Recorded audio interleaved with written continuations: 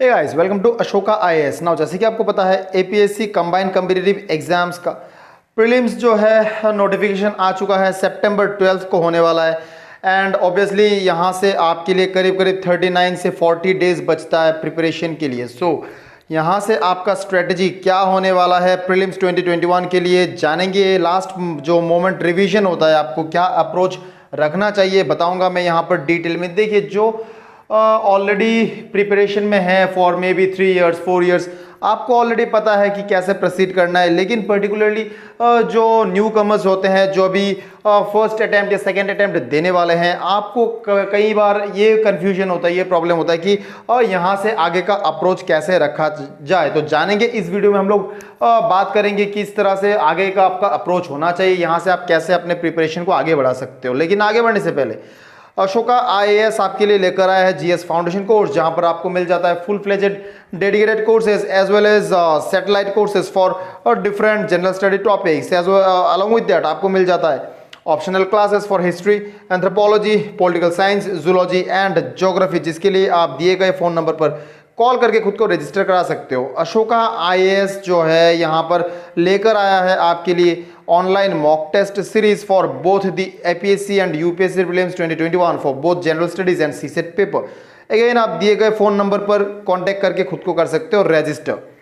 ना सबसे पहले बात करते हैं हम लोग अभी का, जो आप देखिए सिचुएशन क्या है। सिचुएशन है आपके हाथ में 39 to 40 डेज बचे हुए हैं। So you need a solid strategy to wrap up your content. Exactly होता क्या है, आप साल भर पढ़ाई करते हो, आप इसी दिन के लिए पढ़ाई करते हो साल भर। एंड लास्ट मोमेंट में आने के बाद आपका जो कंटेंट है वो काफ़ी फैला हुआ होता है। सो प्रॉब्लम ये होता है, हमको इफेक्टिव रिवीजन करने के लिए सॉलिड स्ट्रैटेजी चाहिए होता है। बिकॉज मैं आपको बता देता हूँ, इफेक्टिव रिवीजन के बिना एक जो कंप्रिहेंसिव व्यू है पूरा सिलेबस का, आपको वो मिल नहीं सकता है। सो यहाँ पर प्रॉब्लम ज़्यादातर एस्पिरेंट को ये होता है कि वो चीज़ों को पढ़ तो लेते हैं, लेकिन एक चीज़ के साथ दूसरा चीज़ जो है इसको कंप्रिहेंसिवली एंड एक कंपाइलेशन जो होता है वो कर नहीं पाते हैं। जहाँ से प्रॉब्लम होता है, आप चीज़ों को भूलते हो, आप मिस्टेक्स कमिट करते हो। सो सबसे पहले आपको नोटिस करना है यहाँ पर आपका जो टाइम टेबल है रिगार्डिंग आपका, मैं बात कर रहा हूँ स्टडी पीरियड का। So that should be depending upon the content और सब्जेक्ट वाइज। अक्सर लोग क्या करते हैं, मैं आज 12 घंटा या 14 घंटा पढ़ लूँगा, ऐसे रूटीन सेट करते हैं मेरा, सुबह 7 से 8, 8 से 9। देखिए, मैं मानता हूँ पर्सनली, मेरा बिलीफ है कि यहाँ पर ये जो स्ट्रेटजी है ये काफ़ी ज़्यादा इफेक्टिव हो नहीं सकता है, क्योंकि अलग अलग सब्जेक्ट्स में आपको अलग अलग ड्यूरेशन देना पड़ता है। अब फॉर एग्जांपल आप ज़्यादातर एक टेंडेंसी होता है एस्पिरेंट्स का कि जो पॉलिटिकल जो इंडियन पॉलिटी है आप ज़्यादा पढ़ना पसंद करते हो, आप इकोनॉमी में थोड़ा सा कम पढ़ते हो, तो आपका इफेक्टिवली जो टाइमिंग है वो वेरी होता है सब्जेक्ट टू सब्जेक्ट। सो मैं कहता हूँ आप घड़ी देखकर ना पढ़ाई करें, आप अपना कंटेंट देखकर पढ़ाई करें। आपका जो सिलेबस है उसके हिसाब से आप अपना जो यहाँ से कोर्स है इसको आगे बढ़ाएं। Study as many are as you need. यहाँ पर अगेन आपको कोई एक चैप्टर कंप्लीट करने में, हो सकता है कोई एक मॉड्यूल कंप्लीट करने में आपको 2 घंटे लग सकते हैं, बट आपका जो रूटीन बना हुआ है, ट्रेडिशनल वे में जो रूटीन बनाते हो आप, 1 घंटा या 1.5 घंटे का आप एक सेक्शन रखते हो। सो ट्रेडिशनल रूटीन में आपका यहाँ पर हो नहीं सकता है, पॉसिबल नहीं है, क्योंकि यहाँ पर आपको करना है एक कंप्रिहेंसिव स्टडी, वो भी कंसाइज्ड वे में। तो यहाँ पर आपको टाइम ज़्यादा लग सकते हैं, लेकिन आप ओवरऑल एक ब्रॉडर एरिया कवर करते हो। सो इसीलिए अगेन मैं कहता हूँ कि आप जो है अपना आर बेस्ड स्टडी को आप चेंज कर दो, आप कंटेंट बेस्ड स्टडी करो। आपको जितना टाइम चाहिए होता है, सपोज मान लीजिए आप पॉलिटी पढ़ रहे हैं, पॉलिटी के लिए आपको 3 घंटा टाइम चाहिए और आपने 2 घंटा दे रखा है अपने रूटीन में, तो आप अपना कंटेंट वाइज पढ़िए, घड़ी देखकर ना पढ़िए। जो आपका एक टेंडेंसी रहता है कि आप नए चीज़ों को पढ़ते हो और ज़्यादा पढ़ते हो और ज़्यादा पढ़ते हो, ये ना काफ़ी हद तक लास्ट मोमेंट में, जैसे कि अभी यहाँ से, ये डेट्रीमेंटल साबित हो सकता है। आप नए टॉपिक्स को ना पढ़ें, नए टॉपिक्स को आप जितना हो सके अभी अभी चलिए ठीक है 9 दिन 10 दिन आपके हाथ में है, लेकिन जैसे आपके पास सिर्फ 1 महीना बचेगा, आप नए टॉपिक्स को पढ़ना छोड़ देंगे और आप फोकस करेंगे पर्टिकुलरली रिवीजन पे। क्योंकि विदाउट रिवाइजिंग आप ये मत सोचिएगा कि एक बार पढ़कर आप सारी चीज़ें क्लियर कर लोगे। सो आपको इफेक्टिव रिवीजन एंड एक अच्छा होल्ड अगर आपको पाना है तो कम से कम 2 से 3 रिवीजन आपको चाहिए होंगे। So revision is the key. Ultimately मैं आपको जो बता रहा हूँ, ये सारे एक एक एक जो रेगुलर एक एस्पिरेंट है जो 4-5 साल से है एस्पायर कर रहा है, उसको ये चीज़ें पता होता है ऑलरेडी। लेकिन at the end of the day आपका जो खुद का स्ट्रैटेजी है, आपका जो अपना माइंड है, वही आपके लिए सबसे परफेक्ट स्ट्रैटेजी बना सकता है। सो आप देखिए आपका क्या कंफर्टेबल अरीना होता है, कहाँ पर आप खुद को कंफर्टेबल पाते हो, जिससे कि आप ज़्यादा से ज़्यादा कंटेंट कम टाइम के अंदर कवर कर सको। So believe in your own strategy. ये जो मैं बोल रहा हूँ, ये जो maximum most of the aspirants है वो फॉलो करते हैं, मैं आपको वही बता रहा हूँ। लेकिन हो सकता है आप में से कई स्टूडेंट्स ऐसे होंगे, एस्पिरेंट्स ऐसे होंगे जिनका अपना अलग सा स्ट्रैटेजी है जहां पर आप खुद को कंफर्टेबल पाते हो। So stick to your strategy. आप बहुत ज़्यादा एक्सपेरिमेंट करने ना जाओ, नहीं तो फिर ये चीज़ें आपके लिए फिर बाद में डेट्रीमेंटल साबित हो सकता है। आपके पास एक्सपेरिमेंट करने के लिए भी टाइम है नहीं। सेकेंड चीज़ जो मैं आपको यहाँ पे बताना चाहता हूँ, you should know your position. आप कहाँ पर हो अभी। सबसे पहला, आपने अपने सिलेबस का कितना पार्ट कवर कर रखा है, सबसे पहला जो आपको पता होना चाहिए। You should know how much of your syllabus that you have covered. And again जो 2 साल 3 साल से प्रिपेयर कर रहे हैं, उनका जो स्टैटिक पार्ट है, मोस्ट ऑफ द पार्ट जो है वो हम कह सकते हैं कि एक्चुअली देखिए सिलेबस पूरा आप कभी कवर नहीं कर सकते हो, ये एक जेन्युइन सी बात है। लेकिन स्टैटिक पार्ट में जो डिफाइंड सिलेबस का कंटेंट है वो आपका कवर है कि नहीं। अगर वो आपका कवर है तो आपको इमीडिएटली रिवीजन स्टार्ट कर देना चाहिए। अगर कोई नया जर्नी स्टार्ट किया है अपना, आप पहली बार हो, आपको फर्स्ट टाइम लिखना है एग्जाम, तो फिर आपके लिए मैं इतना ही कहूँगा, आप पहले तो देख लो आपने कितना सिलेबस को कवर कर रखा है, और उसी चीज़ पे फोकस करते हुए आप करंट अफेयर को अपडेट करोगे। आप अपना जो एरिया है उसको ज़्यादा ना बढ़ाकर आप उसी चीज़ को फोकस करके बार बार रिवाइज करते रहोगे। क्या आपके पास प्रॉपर सिनॉप्सिस है हर एक कंटेंट का। देखिए आप जब क्लास में या कोचिंग में या खुद पढ़ते हो तो आपके पास 20-25 पेज का नोट आपके पास रहता है। प्रीलिम्स से पहले अभी 30 दिन पहले आप 25 पेज का एक एक नोट आप कवर नहीं कर सकते हो। सो आपके पास प्रॉपर सिनॉप्सिस होना चाहिए। जो एक रेगुलर एस्पिरेंट है, अगेन जो सीरियस एस्पिरेंट है, उनको पता है कि सिनॉप्सिस जो है काफ़ी सिग्निफिकेंट रोल प्ले करता है, क्योंकि आपको काफ़ी सारे चीज़ें कम टाइम के अंदर कवर करना है। सो एक इफेक्टिव सिनॉप्सिस आपके पास रहना बहुत ज़रूरी है। क्या आप करंट अफेयर का प्रॉपर रिकॉर्ड मेंटेन कर रहे हो। देखो कुछ स्टूडेंट्स होते हैं जो बिलीव करते हैं कि हमें आप डेस्कटॉप से या मोबाइल फ़ोन से आप करंट अफेयर कोई भी पीडीएफ डाउनलोड कर लो, आपका जो भी कोचिंग इंस्टीट्यूट का फॉलो करते हो, करंट अफेयर को आप डाउनलोड करते हो और वहीं से पढ़ते हो। कुछ स्टूडेंट न्यूज़पेपर एनालिसिस करके खुद का नोट बनाना प्रेफर करते हैं। सो जिस टाइप का भी नोट हो, वेदर आपके पास पीडीएफ फॉर्मेट में हो या फिर आपके पास आपका हैंड रिटन नोट हो, जो भी हो, आपका प्रॉपर करंट अफेयर का रिकॉर्ड जो है उसको आप बार बार रिवाइज करते रहना चाहिए। अभी मंथली बेसिस पे आप बना सकते हो आपका करंट अफेयर, या कुछ एस्पिरेंट्स ऐसे होते हैं जो सेक्शन वाइज बनाते हैं। पॉलिटी के अलग करंट अफेयर सेक्शन हो गया, ज्योग्राफी के अलग हो गया। तो आपको मेजर करंट अफेयर जो है जहां से आप प्रीलिम्स से रिलेटेड क्वेश्चंस एक्सपेक्ट कर सकते हो। कुछ करंट अफेयर हो सकते हैं आप देख के बता सकते हो यहाँ से, ओके मेन से रिलेटेड क्वेश्चंस आ सकता है, बट प्रीलिम से रिलेटेड स्पेसिफिकली होता है जहां पे आप आइडिया लगा सकते हो। तो ये सारे करंट अफेयर को आपको सेक्शन वाइज कवर करते रहना है। एंड मोस्ट इंपॉर्टेंट, हर बार आप एक करंट अफेयर सेक्शन को कवर करते हो, आपको उसका टेस्ट जरूर लगाना चाहिए। आप बैठकर एक बार जरूर उसका टेस्ट जो इसको लिखिए। तो यहाँ पर आपका जो कंटेंट है आप 2 हिस्सों में डिवाइड कर देते हो। एक होता है आपका स्टैटिक पार्ट, जो आपका जैसे स्टैंडर्ड बुक पढ़ते हो आप, एनसीईआरटी पढ़ते हो, स्टैटिक पार्ट में आ जाता है। एंड देन करंट अफेयर, जो भी साल भर का अपडेट आपने बना रखा है। अभी से फॉर एग्जांपल अभी आप नेशनल ह्यूमन राइट्स कमीशन पढ़ते हो। नेशनल ह्यूमन राइट्स कमीशन का जो स्टैटिक पार्ट है वो आपका कांस्टेंट है, वहां पर कुछ चेंजेस आपको नहीं दिखेंगे। लेकिन अभी करंट अफेयर में क्या है, नया एक चेयरमैन जो है अपॉइंट हुए हैं हमारे एनएचआरसी के लिए। से फॉर एग्जांपल आपको मैं जस्ट एक एग्जांपल बता रहा हूँ, कोई भी आप करंट अफेयर उठा लो तो वहां से आपका बन जाता है करंट अफेयर। अब यहां से देखिए आप स्टैटिक पोर्शन को रिलेट कर सकते हो कि okay NHRC was in news, so NHRC से रिलेटेड सारे क्वेश्चंस मुझे पता, सारे पॉइंट्स मुझे पता होने चाहिए। ऑब्वियस सी बात है, आपको नॉर्मली सिविल सर्विस एग्जाम में ये नहीं पूछा जाता है कि जो एनएचआरसी का चेयरमैन है इनका नाम बता दो। ऐसे क्वेश्चंस, इतने फैक्चुअल क्वेश्चंस आपको नॉर्मली पूछे नहीं जाते हैं। तो आपको फोकस करना है स्टैटिक पार्ट और उसको करंट पार्ट से रिलेट करना है। आपका जो चीजें हैं काफी इजी हो जाएगा। हर बार आप कोई भी स्टैटिक पार्ट पढ़ते हो, कोई भी करंट अफेयर पढ़ते हो, से फॉर एग्जांपल आज आपने पॉलिटी पढ़ लिया है और साथ में इसका करंट अफेयर लगा लिया है, तो आप इमीडिएट इफेक्ट में एटलीस्ट एक किसी भी आप कोचिंग इंस्टीट्यूट का फॉलो करते हो, कोई भी आप टेस्ट सीरीज ले रखा है आपने, तो एटलीस्ट दिन में एक टेस्ट सीरीज आप जरूर लगा लें। अब देखिए यहाँ पर स्टूडेंट गलती क्या करते हैं, टेस्ट सीरीज लगा लेते हैं लेकिन उनका जो मिस्टेक होता है उनको एनालाइज नहीं करते हैं। It takes around 3 to 4 hours एक टेस्ट सीरीज लिख के उसका जो सारे ऑप्शंस जो आपने गलत किए हैं, क्यों गलत हुआ है, कहाँ पे आपने गलती कर दिया, बहुत सारे ऐसे क्वेश्चंस होंगे जो आपको नहीं आता है तो उनका आंसर आप देख लोगे।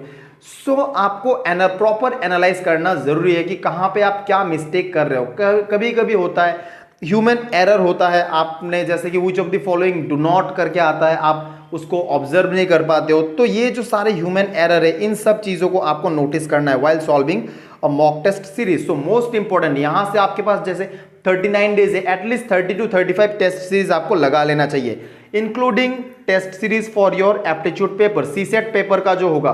क्योंकि आपको पता है अभी हमारा सिलेबस जो है वो हमारा जो एग्जाम पैटर्न है वो चेंज हो चुका है, कंटेंट आपका चेंज हो चुका है, तो आपको सीसेट में एक फुल फ्लेजेड पेपर मिलने वाला है। तो सीसेट का भी जो प्रैक्टिस है काफ़ी इंपॉर्टेंट हो जाता है यहाँ पर। स्टैटिक पार्ट के लिए मैं आपको बताऊंगा, आपका जो सारे सब्जेक्ट है ना उनको डेली बेसिस पे आप डिवाइड कर लो। से फॉर एग्जांपल आज मंडे है तो आप जब पॉलिटिकल साइंस पॉलिटी पढ़ने वाले हो, साथ में कोई एक और सब्जेक्ट पढ़ने वाले हो, तो मैं कहता हूँ जो प्रॉपर तरीका होता है ना, एक दिन में एक सब्जेक्ट को आप ना लें, एक दिन में मिनिमम आप 2 से 3 सब्जेक्ट रखें और जो आपका सब्जेक्ट सिलेक्शन है ट्राई करें कि एक वैसा सब्जेक्ट हो जो आपको थोड़ा डिफिकल्ट लगता है और एक ऐसा सब्जेक्ट हो जो आपको थोड़ा सा ईजी लगता है। अब देखिए इजी डिफिकल्ट आपके प्रिपरेशन के ऊपर बेस करता है। So divide the subject on daily basis, हर दिन आप सब्जेक्ट को सिलेक्ट करो एंड एटलीस्ट मिनिमम ट्राई करो कि आप 2 सब्जेक्ट को जरूर रखो एंड आपका कॉम्बिनेशन होना चाहिए, एक डिफिकल्ट सब्जेक्ट जो आपको डिफिकल्ट लगे, एक ईजी जो आपको ईजी लगे। करंट अफेयर एंड टेस्ट आपका ये कांस्टेंट रहेगा, आपको ये देखते रहना है। आपका ये जो सब्जेक्ट कॉम्बिनेशन है ना, इसको आप ऐसे डिजाइन करो जैसे कि मान लो यहाँ से आपके पास अभी 30 डेज बचा हुआ है, से फॉर एग्जाम्पल आपके पास 30 डेज बचा हुआ है, तो आप स्टैंडर्ड बुक जो है जैसे कि पॉलिटी हो गया, आपका ज्योग्राफी हो गया, आपका इकोनॉमी हो गया, आर्ट एंड कल्चर हो गया, आसाम सेक्शन से आपको भी इस बार 1/3 क्वेश्चन मिलने वाले हैं। तो आप मेजर सब्जेक्ट को डिवाइड कर लो, से 5-6 सब्जेक्ट होंगे आपका मेजर सब्जेक्ट। तो आप देख लो 30 डेज में आप 2-2 सब्जेक्ट करके अगर लेते हो, इंक्लूडिंग करंट अफेयर्स एंड आपका टेस्ट सीरीज, तो आप कितने बार रिवाइज कर पाते हो। अगेन 30 डेज जब रहेगा आपके हाथ में तो आप नया कुछ कंटेंट पढ़ने वाले हो नहीं, आपको वही चीजें रिवाइज करना है जो आपने पढ़ रखा है। एक बार रीडिंग करके आप मत समझना कि आप एग्जाम में जाके बहुत कुछ एक्स्ट्रा स्कोर कर लोगे, ये नहीं होता है। उस टाइम पे बैठ के उस प्रेशर में ये नहीं कर पाते एस्पिरेंट्स। तो आप बेटर होगा आप अपना जो सॉलिड सब्जेक्ट्स है, कंटेंट है, उसी को आप बार बार रिवाइज करते रहो। सो आप देख लो आपके पास कितने ऐसे सब्जेक्ट बन जाते हैं एंड कितने पेपर बन जाते हैं एंड आप इनको कितनी बार रिवाइज कर सकते हो इस टाइम फ्रेम के दौरान। एंड ट्राई करो आपकी उतनी बार ही +-1 it's okay, but then at least जितना आपने टारगेट रखा है उतना आप रिवीजन जरूर लगा लो। एंड ऑफ कोर्स हर बार मैं ये जरूर कहूंगा, mock test series is the key. Mock test series अगर आप नहीं लिख रहे हो तो फिर आप कितना भी पढ़ लो बहुत डिफिकल्ट होने वाला है आपके लिए, ना के बराबर चांस होता है। ज्योग्राफी में अक्सर स्टूडेंट जो है वो डिफिकल्टी फेस करते हैं। ज्योग्राफी का मैं बता देता हूं, देखिए आप कुछ भी पढ़ते हो geography, try to take help from the map exercise. अब मैप प्रैक्टिस जो ये काफी इंपॉर्टेंट होता है। आप मैप प्रैक्टिस में करोगे क्या, आपको वहां पर मैप ड्रॉ करने तो देंगे नहीं, ऑब्वियस सी बात है। आपने अगर पहले एग्जाम लिखा हुआ है तो आपको पता है, आप प्रिपरेशन में आपको पता है। मैप प्रैक्टिस में जैसे कि मान लीजिए मेजर क्रॉपिंग जो एरिया है, से फॉर एग्जांपल आपको पूछ लेंगे कौन सा स्टेट है जो वीट कल्टीवेशन में नंबर 1 है, या फिर arrange the following as per the production, जो वीट का प्रोडक्शन है, तो आपको 4 स्टेट दे देंगे, क्रोनोलॉजी आपको अरेंज करना है। सो ये सारे चीजें हैं, आप इनको रट नहीं सकते हो, आप याद नहीं रख सकते हो। सो मैप प्रैक्टिस के जरिए आप इनको सॉल्व कर सकते हो आसानी से। नेशनल पार्क्स हो गया, वाइल्ड लाइफ सेंचुरीज हो गए, arrange the following from east to west और वेस्ट टू ईस्ट, इस टाइप के जो क्वेश्चंस आते हैं वो आप प्रॉपर मैप प्रैक्टिस के जरिए ही इनको कर सकते हो। सिमिलरली इंडस्ट्रियल लोकेशंस, जैसे कि मान लीजिए आपको बेल मेटल इंडस्ट्री कहाँ पे मिल जाएगा, आसाम में, तो इस टाइप का जो क्वेश्चन होता है वो आप प्रॉपर मैप प्रैक्टिस के जरिए। बॉर्डर कन्फ्लिक्ट, चाहे वो स्टेट इंटरस्टेट बॉर्डर कन्फ्लिक्ट जैसे असम एंड मिजोरम का, आपको पूछ सकते हैं कि कौन से पार्ट में है, वो कहां से एरिया शेयर करता है, कितना किलोमीटर है बाउंड्री, या फिर असम जो है वो कौन से दूसरे स्टेट के साथ बॉर्डर शेयर कर रहा है, कितना किलोमीटर शेयर कर रहा है, इंक्रीजिंग या डिक्रीजिंग ऑर्डर में जो बॉर्डर शेयरिंग है, क्रोनोलॉजी आपको पूछ सकते हैं। सो ऐसे क्वेश्चंस के लिए हमेशा आपके पास मैप रेडी होना जरूरी है। ज्योग्राफी सेक्शन आपके लिए सबसे आसान हो जाता है, सबसे स्कोरिंग बन जाता है with map practice. Assam section से अगर मैं बात करूं, देखिए आपका जो हिस्ट्री वाला पार्ट है, असम हिस्ट्री, वो आपका स्टैटिक पार्ट में आ जाता है, वहां पे आपको कुछ हेरफेर दिखेगा नहीं, आपको डायरेक्ट क्वेश्चन ही मिलेंगे। सो वो आपका अगर बेस सॉलिड है तो आप आसानी से उनको सॉल्व कर सकते हो। आर्ट एंड कल्चर जो है हमेशा एक प्रॉब्लम रहता है, क्योंकि काफी सारे चीजें आपको यहाँ पर याद रखने होते हैं। तो इनके लिए मैं कहूंगा आप बहुत सारे चीजें अभी नए से ना सीखो, आपका जो ऑलरेडी बेस बना हुआ है आप उसी पे फोकस करके उसी को आप स्ट्रेंथन बनाओ, पर्टिकुलर एम्फेसिस रखो। आप कोई भी आपका मॉन्यूमेंट, कोई भी इंफ्रास्ट्रक्चर जो रिसेंटली न्यूज में था, कोई भी बुक या फिर ऑथर या फिर कोई भी अवार्ड या फिर दूसरा कोई विनर जो अभी न्यूज में थे, तो इन सारे चीज़ों पे आप एक बार देख लो। एक ट्रेंड चल रहा था कि न्यूज़पेपर से रिलेटेड कौन एडिटर है वगैरह, ऐसे क्वेश्चंस पूछे जाते थे। अभी हालांकि नया सा पैटर्न बना है, तो इस बार क्वेश्चन का पैटर्न क्या होगा वो हमको देखना अभी बाकी है। लेकिन ये सारे जो ट्रेंड अभी चलते आए हैं, इन पे आप स्पेशल फोकस दोगे। जो आप ज़्यादा टाइम नहीं चाहिए, आप आधा घंटा करके अगर 10-15 दिन भी पढ़ लेते हो तो ये आपके दिमाग में फिट हो जाता है। जिस्ट आपके पास रेडी होना चाहिए इंडियन आर्ट एंड कल्चर में, क्योंकि आप अभी 300 पेज का एक बुक पढ़ना आप एफर्ड नहीं कर सकते, आपके पास टाइम अभी होगा नहीं। तो जिस्ट आपके पास रेडी होना चाहिए। एंड ऑफ कोर्स अगेन, अगर आप एक सीरियस एस्पिरेंट हो तो आपके पास डेफिनेटली एक जिस्ट जरूर रेडी रहेगा। आपको करंट अफेयर से रिलेटेड मैं बता देता हूं। करंट अफेयर में आप अभी तो न्यूज़पेपर पढ़ते रहो एटलीस्ट 15 दिन पहले तक, क्योंकि आपको मेंस भी लिखना है। एटलीस्ट प्रीलिम से 15 दिन पहले तक आप न्यूज़पेपर फॉलो करो, आप पढ़ते रहो। वैसे तो हमारा आदत बन जाता है न्यूज़पेपर पढ़ना, तो कहने की बात नहीं है, फिर भी मैं कह देता हूं, क्योंकि जो नए अभी स्टार्ट किया आपको न्यूज़पेपर पढ़ने में टाइम लगता होगा, तो आप थोड़ा सा देखो 15 दिन जो आपका रहेगा एग्जाम से पहले, तो आप न्यूज़पेपर को पोस्ट कर सकते हो। एंड यहां से अभी आप देखो, एक चीज आप नोटिस करना कि अभी जैसे 39 डेज है, तो करीब 20-30 डेज पहले का न्यूज आप जो करंट अफेयर है वो आप प्रीलिम्स के लिए आप फॉलो नहीं भी कर सकते हो, इट्स ओके, क्योंकि वहां से क्वेश्चन बनेंगे नहीं, पेपर आपका सेट हो चुका होगा। तो आप करंट अफेयर पढ़ते वक्त आप बहुत ही ज्यादा इस बात पे फोकस करना कि प्रीलिम्स से रिलेटेड फिलहाल हमको कौन से क्वेश्चंस पूछे जा सकते हैं। सो आप मेंस पर्सपेक्टिव से फिलहाल के लिए ना देखो, क्योंकि आपके पास टाइम उतना है नहीं। देख, अक्सर प्रॉब्लम ये होता है ना कि हमको पता नहीं होता है कि क्या करना चाहिए क्या नहीं करना चाहिए। अक्सर हम भावनाओं में बह जाते हैं, सोचते हैं कि सारे पढ़ लेंगे, सारे कर लेंगे, तो आप फैला देते हो। बोलते हैं ना, रायता फैलाना होता है, तो फैला देते हो आप, उसके बाद उसको कंपाइल नहीं कर सकते हो, जहां से आपका क्वेश्चन बनता है, लिंक आप एस्टेब्लिश नहीं कर पाते हो। तो एक कंप्रिहेंसिव स्टडी के साथ साथ एक इफेक्टिव कंपाइलेशन भी बहुत जरूरी है, और अभी आपका टाइम है कंपाइलेशन का। सो क्या क्या हमें ऐसे चीजों में फोकस करना चाहिए और क्या क्या हमें अवॉइड करना चाहिए। देखिए, मैं आपको यहाँ पे बताना चाहूँगा कि जो आपका रिवीजन वाला पार्ट है, मैं पहले स्टार्टिंग 1 मिनट से अभी तक मैं इसी बात पे फोकस कर रहा हूँ। 2 चीज़ इंपॉर्टेंट है, एक है रिवीजन, दूसरा है मॉक टेस्ट। ये दोनों के बिना आपका पॉसिबल नहीं होगा एग्जाम क्लियर करना, तो इन दोनों पे ज़्यादा एम्फेसिस रहना चाहिए। मोर ओवर इस बार जैसे कि आपको पता है नेगेटिव मार्किंग रहेगा, सो नेगेटिव मार्किंग के चलते आप तुक्का नहीं लगा सकते हो ब्लाइंडली। यस, कैलकुलेटेड गैस, आप एलिमिनेशन मेथड वगैरह जो भी आप करते हो अलग बात है, लेकिन आप ब्लाइंड फोल्ड तुक्का नहीं लगा सकते जो पहले होता था। नेगेटिव मार्किंग नहीं था स्टेट एग्जाम में, तो आप कोई भी तुक्का लगा देते थे, हुआ तो हुआ, नहीं हुआ तो अलग बात है, चलो ठीक है। लेकिन इस बार आप वो नहीं कर सकते हो। सो आपको अपना जो एरर है उसको मिनिमाइज रखना है, और वो सिर्फ मॉक टेस्ट सॉल्व करके ही आपको मिल सकता है।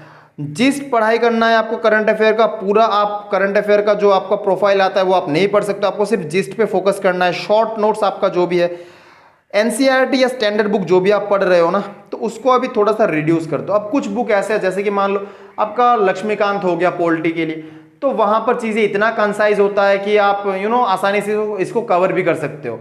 लेकिन जितना तक हो सके स्टैंडर्ड बुक का जो एकदम बड़ा बड़ा पेजेस है, पैराग्राफ, इनको आप रिड्यूस करो। अभी आपके पास उतना टाइम नहीं है। जो भी आपके पास रेडीमेड जिस्ट या सिनॉप्सिस है, आप उसमें फोकस करो ज्यादा, तो आपका रिवीजन जल्दी होगा एंड इफेक्टिव होगा। दीज आर दी डूज जो आपको फोकस करना चाहिए। What are the don'ts? आपका जो भी नया कंटेंट, ऑलरेडी मैंने आपको बता दिया है, जो भी आपका नया कंटेंट होगा, जो भी आप नए से पढ़ना चाहते हो, उनको आप रिड्यूस करो। एटलीस्ट 30 दिन पहले तो इनको आप छोड़ ही दो। आपको कुछ नया नहीं पढ़ना है, आपको बस रिवाइज करना है। फुल कंटेंट ऑफ बजट या सर्वे या करंट अफेयर, इनको आपको नहीं पढ़ना है। आप बजट 200 पेज का बुकलेट उठा लेते हो तो आप नहीं कर सकते, आपके पास टाइम नहीं है। सो focus on the gist, solid point को आप हाईलाइट कर लो एंड बार बार उन्हीं पॉइंट्स को देख के रिवाइज करते रहो। आपका जो स्ट्रेस लेवल है इस वक्त डेफिनेटली ज़रूर बढ़ेगा। आपने 1 साल 1.5 साल तक वेट किया है बहुत ज़्यादा। लास्ट एग्जाम 2018 को हुआ था तो आपने बहुत वेट किया है। तो अभी एग्जाम टाइम है तो आपका स्ट्रेस लेवल काफ़ी हाई हो सकता है, तो आप इसको और एग्जेजरेट ना करो। Live a normal life. Civil service की तैयारी में आप लोग ये सोचते हैं कि बहुत ज़्यादा कुछ रॉकेट साइंस इन्वॉल्व है। यस, डेफिनेटली डिफिकल्टी होगा, इसीलिए सिविल सर्विस का एग्जाम है। बट देन अपना जो स्ट्रेस लेवल है इसको आप एग्जेजरेट ना करो। Try to be normal, be social. आपका जो स्टडी आवर है आप उसमें फोकस मत करो कि आप आज हमने 16 घंटा पढ़ाई कर लिया, आज हमने 18 घंटा पढ़ाई कर लिया, तो उससे ना इतना फर्क नहीं पड़ता। आप 10 घंटे पढ़ रहे हो, आप 16 घंटे पढ़ रहे हो। देखो, कोई एक बच्चा है जो 6 घंटे में जितना कंटेंट कवर कर सकता है, दूसरा एक बच्चा हो सकता है उसको 12 घंटे लग सकते हैं। तो टाइम जो है ना रियली मैटर करता नहीं है, आप कंटेंट कितना कवर कर रहे हो। जैसे कि मैंने आपको ऑलरेडी बता रखा है यहाँ पर कि आप ना अपने सब्जेक्ट को डिवाइड कर लो एंड डिवाइड करके आप 30 दिन है आपके पास सपोज, तो आप 30 दिन में कितना कवर कर सकते हो आप उस पर फोकस करो। सो एक फेमस एक डायलॉग है, एक कोट है सिविल सर्विस से रिलेटेड। आप अगर पढ़ रहे हो, आप प्रिपेयर कर रहे हो तो आपको ये पता होगा डेफिनेटली कि सिविल सर्विस की जो पढ़ाई है ना वो घड़ी देखकर नहीं, सिलेबस देखकर किया जाता है। तो आपको ये बात हमेशा याद रखना है, आपको अपना पढ़ाई सिलेबस देखकर करना है, घड़ी देखकर नहीं करना है। लास्ट एक चीज़ जो यहाँ पर मैं एम्फेसाइज करना चाहूँगा, देखिए अक्सर इसको इस पॉइंट पर लोग इतना फोकस करते नहीं, लेकिन बहुत ही इंपॉर्टेंट है। आप ना अपने हैबिट्स पर थोड़ा सा कंट्रोल अभी रखो, बहुत ज़्यादा ज़रूरी है। जंक फूड्स, हेवी फूड्स, आप हेवी मील्स थोड़ा सा रिड्यूस कर दो, क्योंकि उससे ना आपका बॉडी जो है थोड़ा सा लेथर्जिक हो जाता है, आप एक्टिव फील नहीं करते हो, आपका स्ट्रेस लेवल बढ़ जाता है। उससे आपके बॉडी को प्रॉपर रेस्ट चाहिए होता है, तो आप जंक फूड खा के रेस्ट के नाम पर आप खुद को आलस नहीं बना सकते हो। सो जितना हो सके आप अपना नॉर्मल डाइट रूटीन फॉलो करो, आप थोड़ा सा मेंटेन करो। आपका जो बायोलॉजिकल क्लॉक है, स्लीपिंग आवर्स है, आपने साल भर हो सकता है आप नॉकटर्नल बन के आपने रात भर पढ़ाई किया, लेकिन अभी आपका टाइम है कि आप प्रॉपर एक sound sleep low. Sound sleep for the sake of rest. ऐसा नहीं होना चाहिए कि आपने एकदम से 10 घंटा सो लिया तो दैट इज अगेन बैड, वो नहीं होना चाहिए। एक साउंड स्लीप का मतलब है जितना तक आपके बॉडी को चाहिए होता है, जितना आपको रेस्ट के लिए चाहिए होता है, वो आपका होता है साउंड स्लीप। बॉडी को आपको रेस्ट देना है, mental and physical rest. And lastly एक और पॉइंट यहाँ पे मैं बोलूँगा, मेडिटेशन जो है ये काफ़ी ज़्यादा आपके स्ट्रेस को मिटिगेट करता है। तो मेडिटेशन एक काफ़ी इफेक्टिव वे है। ऑलमोस्ट ऑल द एस्पिरेंट्स उनको ये पता है, जो अभी है 2 साल 4 साल से है, आपको ये बात ज़रूर पता होगा कि आप मेडिटेट करके आप कुछ भी any form of meditation you can perform, आप मेडिटेट करके खुद का जो स्ट्रेस लेवल है उसको काफ़ी हद तक मिटिगेट कर सकते हो। सो फोकस आपको इन चीज़ों पे ज़रूर रखना है। अक्सर हम इसमें नेग्लिजेंट हो जाते हैं, लेकिन आप अल्टीमेटली एक चीज़ का ध्यान देना, आप सिविल सर्वेंट बनने जा रहे हो, आप एस्पायर कर रहे हो। सो सिविल सर्वेंट बनने से पहले एक सिविल सर्वेंट का लाइफ आपको जीना आना चाहिए। So focus on this point, remember why you want to be a civil servant. वहां से आपका जो मोटिवेशन है वो बढ़ेगा, क्यों आपने अपना जर्नी स्टार्ट किया है वो आपको आगे पुश करता जाएगा। So this is the overall strategy जो आपको फॉलो करना है। अगेन देखिए, मैं आपको बताता हूं, हर किसी का अपना अपना स्ट्रेटेजी है ना। This is something which is found to be very effective in the course of civil service preparation. So यहाँ पर मैं आप आज का ये वीडियो ख़त्म करूँगा। आई होप ये आपको समझ में आया होगा। आई होप आप इसको इम्प्लीमेंट करके आपको फ़ायदा डेफिनेटली होगा। So thank you very much, thanks for listening and of course Ashoka IAS के साथ आप जुड़े रहें for more such videos. Thank you, thanks a lot.